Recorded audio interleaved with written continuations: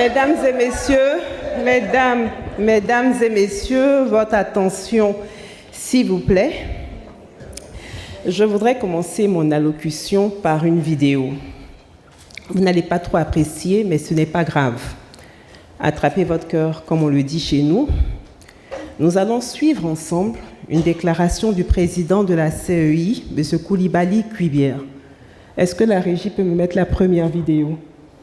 D'une décision de justice, une décision qui justifierait le retrait du président, le retrait de ses droits civils et politiques.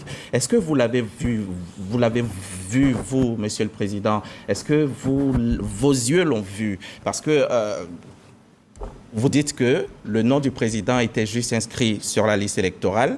C'est seulement ça qui justifie, vous venez de le dire. Mais est-ce que cette décision, quand même, parce qu'on entend dire qu'elle n'existe pas et tout ça, est-ce que vous, CEI, Commission électorale indépendante, vous pouvez nous dire ce soir que vous l'avez vu et que cette décision, elle est bel et bien sur la place? Alors, cette question nécessite de ma part deux réponses. Légalement parlant, je ne suis pas tenu de l'avoir, cette décision. Parce que, jusqu'à preuve du contraire, la correspondance du ministère de la Justice attestant des personnes déchues de leurs droits civils et politiques fait foi. Donc pour moi, je n'ai pas besoin de voir la décision. Et pendant que nous y sommes, lorsque le ministère de l'Intérieur me donne la liste des personnes décédées, je vais demander à ce qu'on m'amène des dépouilles chaudes pour l'attester? Non, ce n'est pas comme ça que ça se fait. En plus de cela, j'ai bel et bien vu cette décision. C'est pour cette raison que nous prenons toujours soin, autant que faire se peut, quand on constate qu'il y a des contestations qui peuvent venir de part et d'autre, pour nous assurer de ce que cette décision existe bel et bien et qu'elle est devenue définitive. Donc, je dis, non seulement je ne suis pas tenu légalement de voir la décision parce que la correspondance de monsieur le garde des Sceaux fait foi jusqu'à inscription de faux, mais en plus de cela, j'ai vu la décision. Voilà, elle est devenue définitive.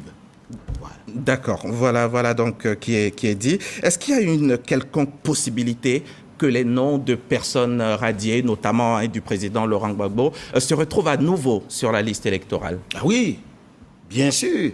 Il y a deux cas. L'événement qui a justifié la déchéance, c'est une infraction. Tout à fait. Si cette infraction est amnistiée, mais il devient neuf. Il devient un homme qui n'a pas commis d'infraction. Il peut venir sur la liste électorale. Deuxième hypothèse, si l'infraction n'est pas amnistiée et qu'il exécute sa peine, il est réhabilité à la fin de l'exécution de sa peine et il demande son inscription sur la liste électorale. Voilà les deux hypothèses qui sont prévues par la loi.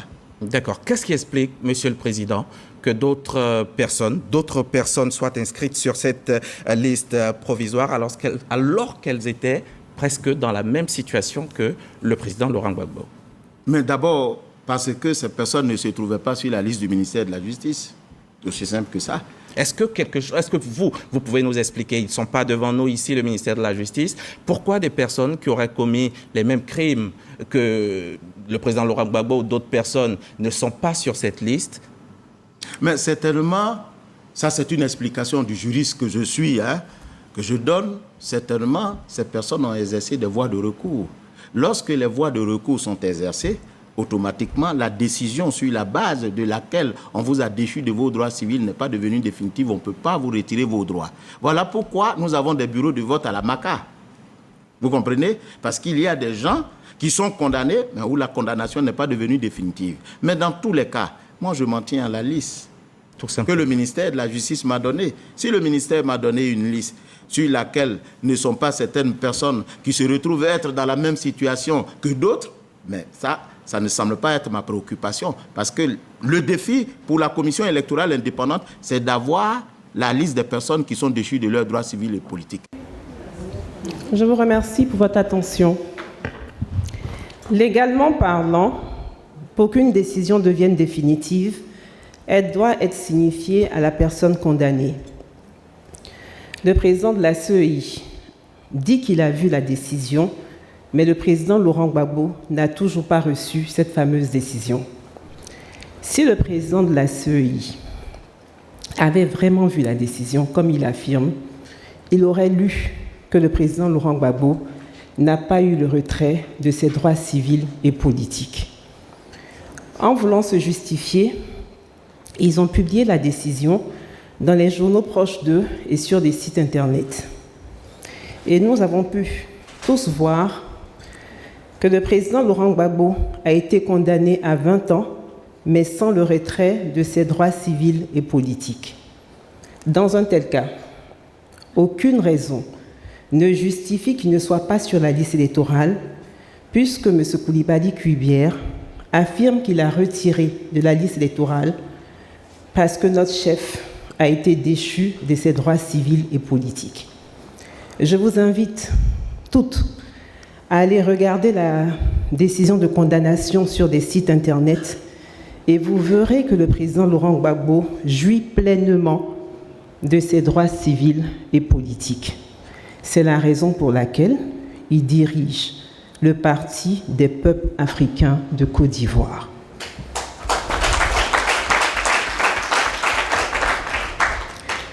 Au lieu donc de signifier la décision aux concernés, ils ont préféré publier cette décision sur les réseaux sociaux. Ainsi va la République de Côte d'Ivoire. Honorables invités, chères sœurs, restons sereins. Le président de la CEI parle aussi d'une loi d'amnistie, alors qu'une loi d'amnistie a déjà été prise. Attendons sereinement que cette loi d'amnistie soit étendue au président Laurent Gbagbo. À ce sujet, je tiens à préciser que dans la situation du chef, une nouvelle loi d'amnistie n'a pas besoin d'être prise. La loi d'amnistie concernant les faits pour lesquels il a été injustement condamné existe. Qu'elle soit donc juste appliquée. Selon les deux cas cités par le président de la CEI pour figurer sur la liste électorale, le président Laurent Gbagbo remplit les critères pour bénéficier des deux procédures. Chers amis, restons sereins. Ils veulent, ils ne veulent pas. Dieu nous faisant grâce, le président Laurent Gbagbo sera candidat.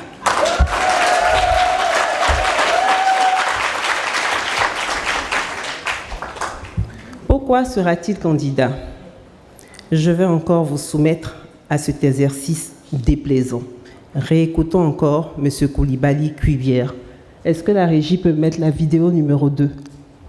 L'article 31 de la Cour africaine donc, qui stipule que quand l'État ne s'exécute pas, il y a d'ailleurs un rapport qui est fait en particulier des cas où l'État n'aura pas exécuté la décision de la Cour. Oui, alors quand, en fait, il n'y a pas de moyen de coercition vis-à-vis de l'État. Tout à fait.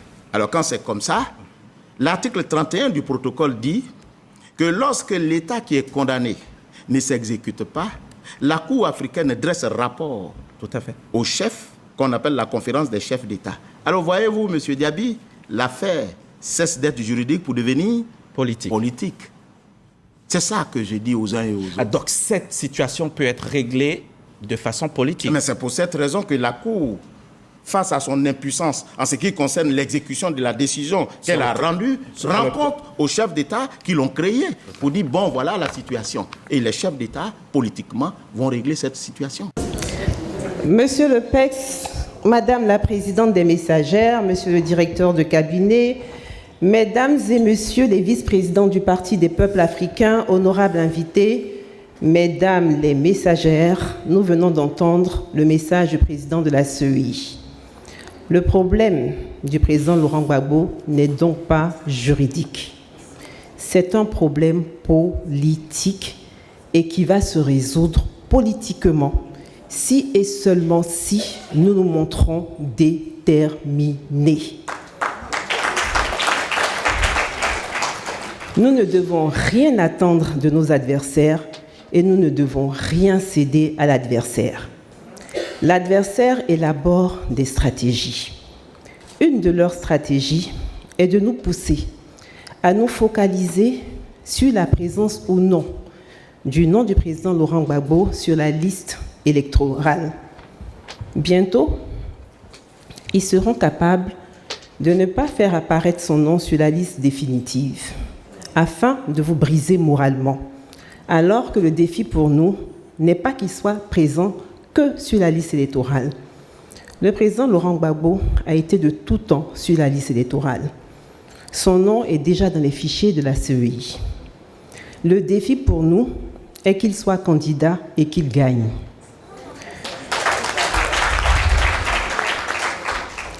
C'est en voulant l'empêcher d'être candidat en 2020 qu'une loi a été inventée, et de manière grossière, pour dire que pour être candidat, il faut être électeur, et qu'un électeur se définit par sa présence sur la liste électorale. Ils ont réussi ce subterfuge en 2020 parce que notre chef n'était pas sur le territoire ivoirien. 2020 n'est pas 2025.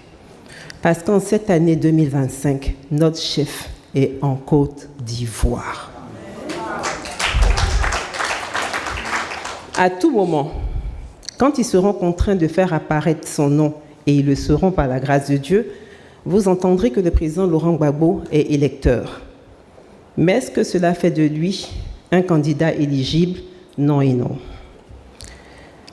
La présence du nom d'un individu sur la liste électorale est une des conditions d'éligibilité. Pour être candidat à l'élection présidentielle, il faut remplir un certain nombre de conditions que je ne citerai pas toutes. Celle qui nous réunit aujourd'hui est la condition concernant les parrainages. Le président Laurent Gbagbo sait que sa présence sur la liste électorale sera résolue. Mais si nous ne travaillons pas sur les autres conditions d'éligibilité, sa candidature pourrait être rejetée, et cette fois-ci avec une raison valable. Ne vous laissez pas abuser ou décourager par les ruses de nos adversaires si le nom du président Laurent Gbagbo n'apparaît pas sur la liste définitive de ce mois de juin. Continuez à croire en notre victoire certaine et battez-vous pour réussir le parrainage. Qu'ils inventent n'importe quelle condition, nous allons cocher toutes les cases qui permettront à notre chef d'être candidat. Seule notre détermination fera reculer l'adversaire. Le plus important pour nous, comme je l'ai dit tout à l'heure, est que le président Laurent Gbagbo soit non seulement candidat, mais aussi qu'il gagne. À ce sujet, je vais vous inviter à suivre une vidéo. Mais cette fois-ci, elle est plus agréable à entendre et à voir. Écoutons ensemble le président Laurent Gbagbo. La lutte que nous allons mener maintenant, après la convention, ce n'est pas une lutte pour inscrire Gbagbo sur la liste électorale. C'est une lutte pour gagner les élections présidentielles. C'est très important. C'est très important. Et je vais vous expliquer pourquoi c'est très important. L'inscription sur la liste électorale, c'est un acte administratif banal.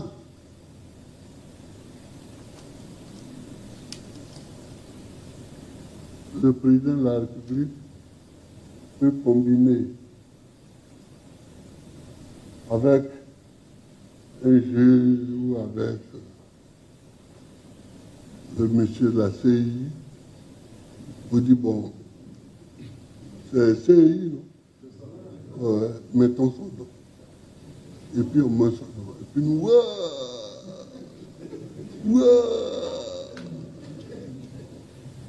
mais rien n'est fait. Parce que ce n'est pas là que se déclarent les candidats. Les candidats qui vont compétir, qui vont concourir, sont déclarés au Conseil constitutionnel un mois ou deux avant l'élection présidentielle. Donc ton nom peut être sur la liste ou peut ne pas être sur la liste. Si le Conseil constitutionnel leur a dit que tu n'es pas candidat, et que tu ne vas pas aux élections, tu fais quoi? C'est pourquoi il faut avoir en tête que ce n'est pas une bataille pour mettre le nom sur la liste. Si on met le nom sur la liste, c'est tant mieux. Ça nous fait des enjambées en plus que nous aurons gagné. Mais le problème, c'est d'être candidat et de gagner les élections. Il faut dès à présent que nous prenions les dispositions d'être partout sur le terrain pour être avec le peuple de Côte d'Ivoire, comme nous savons si bien le faire, et gagner les élections. Donc, c'est important ce que je veux dire, ce que je vous dis là. Mesdames et messieurs, est-ce qu'on peut être plus clair que ce que le président Laurent Gbagbo vient de dire? Non. C'est un message clair et très, très clair. Nous n'avons pas affaire au président de la CEI. Nous aurons affaire à Madame Chantal Camara, présidente du Conseil constitutionnel. C'est le Conseil constitutionnel qui déclare qui est éligible et qui ne l'est pas. Nous verrons comment elle va déclarer candidate une personne qui peut-être ne respectera pas la Constitution et non candidat, un monsieur dont le nom n'apparaît juste pas sur la liste électorale, alors que ce dernier bénéficie déjà d'une décision favorable de la Cour africaine de justice et des droits de l'homme. Que Dieu nous épargne des Ponce Pilate. Chers amis, chers camarades, chères sœurs, restons sereins. Nous vous avons invité, chères messagères, à travailler sur le parrainage de notre chef. Pour réussir le parrainage, vous devez être formés et bien formés, d'où le sens de cette rencontre. Merci, merci infiniment d'avoir répondu à notre appel et merci d'aider le président Laurent Gbagbo dans son combat pour la démocratie et la liberté. N'attendez pas que notre adversaire nous fasse la passe, même si la politique est un jeu. Parlant de jeu, est-ce que vous connaissez le jeu Monopoly? Bon, je vais quand même envoyer le jeu et je vais vous dire, attendez, j'ai le jeu qui est là. Tout le monde connaît le jeu de Monopoly? Non, Piki, excuse-moi, tu vas ouvrir. Voilà. En fait, on fait le tour de tout ça. Mais je vais vous montrer un truc. En fait, ce jeu, vous avez des billets de banque dedans. Et puis, dans ce jeu, c'est le seul jeu où il y a la prison qui existe. Vous voyez, on peut partir en prison quand on joue ce jeu. Alors, je vous ai montré le jeu de Monopoly. Et je vais vous expliquer pourquoi. Si vous voulez comprendre le mode de gestion de nos adversaires, apprenez à jouer au Monopoly. Oui. Oui. Le but du jeu de Monopoly consiste à ruiner ses adversaires par des opérations immobilières et ainsi parvenir au monopole. Ce jeu symbolise le capitalisme. Le Monopoly, comme je l'ai dit, est le seul jeu de société où on part en prison. Et on n'en sort pas aussi facilement parce qu'il y a des règles pour en sortir. Si tu comprends le Monopoly, tu comprendras le capitalisme et tu comprendras le mal que cela peut faire à un peuple. Le capitalisme, c'est la perte de terrain. Le capitalisme, c'est la cherté des loyers et des maisons. Le capitalisme, c'est l'augmentation des impôts. En somme, le capitalisme, c'est la vie chère. Le capitalisme, c'est aussi le pouvoir des riches sur les pauvres, c'est le pouvoir des forts sur les faibles. Et malheur à celui qui osera s'en plaindre sous nos tropiques. Quand tu parles et que tu te plains de tes conditions de vie misérables, allez hop, on te prend et on te jette en prison. Et toutes les conséquences du capitalisme, nous les subissons quotidiennement et franchement, nous sommes fatigués parce que trop, c'est trop. N'est-ce pas que trop, c'est trop? Trop, c'est trop. Messagère du président Laurent Gbagbo, c'est contre tout ce système que le président Laurent Gbagbo se bat. Et c'est pourquoi il a pensé à vous, les messagères, pour divulguer ces 10 engagements. Ces 10 engagements sont le symbole de l'humanisme, c'est-à-dire l'humain avant l'argent, alors que le capitalisme, c'est l'argent avant l'humain.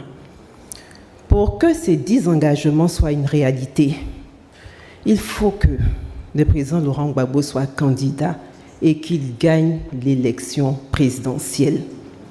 Nous comptons sur vous, mes sœurs, pour cela. Est-ce que le président Laurent Gbagbo peut compter sur vous? J'ai le directeur de cabinet du président Laurent Gbagbo qui est là. Donc, moi, je veux bien encore vous poser la question, c'est lui qui donnera la réponse. Est-ce que le président Laurent Gbagbo peut compter sur vous pour cela? Excellent, Saka, t'as entendu, hein? Aïe, aïe, aïe.